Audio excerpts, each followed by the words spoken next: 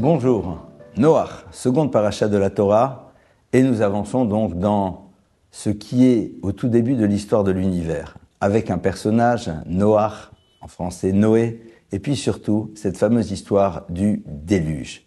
Et le texte nous dit que la terre s'est complètement pervertie. On était dans un univers dans lequel, tout n'allait pas. Les animaux, les êtres humains, le vol, la violence, l'immoralité, rien n'allait. Et à ce moment-là, Dieu décide de recréer une histoire et celui qui va être à l'origine de la création de cette nouvelle histoire va s'appeler Noach, Noé. Ce qui est très intéressant de constater, c'est que Noé donc va se retrouver sur cette fameuse arche avec tout le bestiaire de l'humanité. On est ici dans quelque chose de complètement miraculeux. Il est là, et puis au bout d'un moment, ça y est, on va descendre, le déluge s'est arrêté, l'eau commence à baisser, il se retrouve au sommet du mont Ararat, il va descendre. Et là, de manière très intéressante, la Torah nous dit quelque chose qui a priori est assez banal. Vayachel Noach ish Adama vayita karem. Et Noé devient littéralement ish Adama, un agriculteur, vayita karem, et il plante une vigne.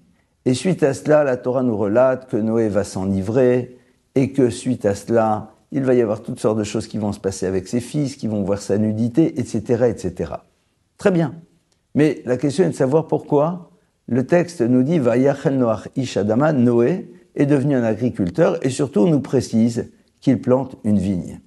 Et nos maîtres de remarquer que le terme de « Vayachel » qui veut dire « et Noé est devenu », qui est un terme quand même un peu surprenant ici, provient de la même racine que le mot « choulin » qui veut dire « profane ». Et au fond, nos maîtres de nous dire que Noé, après le déluge, néanmoins va se profaner. Pourquoi ? Parce qu'il va se réinvestir dans le monde. Il faut en effet que le monde fonctionne, il va falloir produire à nouveau. Seulement, vayita karem, il commence d'abord par planter une vigne. Et nos maîtres de faire remarquer, était-ce la première chose à planter après le déluge ? Il aurait peut-être fallu commencer d'abord par penser au blé et dans un second temps la vigne. Symboliquement parlant, le blé étant un élément ultra nécessaire pour pouvoir faire vivre l'humanité au quotidien, la vigne représentant le vin, qui est un élément important, mais non pas fondamental. Et il y a eu ici une forme d'inversion des priorités. Intéressant de voir que lorsque la Torah nous relate le déluge et le post-déluge, elle nous interpelle sur la nécessité de recréer une humanité dans laquelle nous devrons faire attention à ce qu'on appellera la gestion des priorités.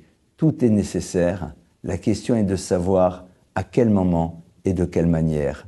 Voilà en effet ce que Noé met en place et en effet, il va y avoir des conséquences. L'humanité va évidemment se reconstruire, mais au début de son histoire, on nous rappelle l'importance de savoir ce qui est véritablement important. Shabbat Shalom.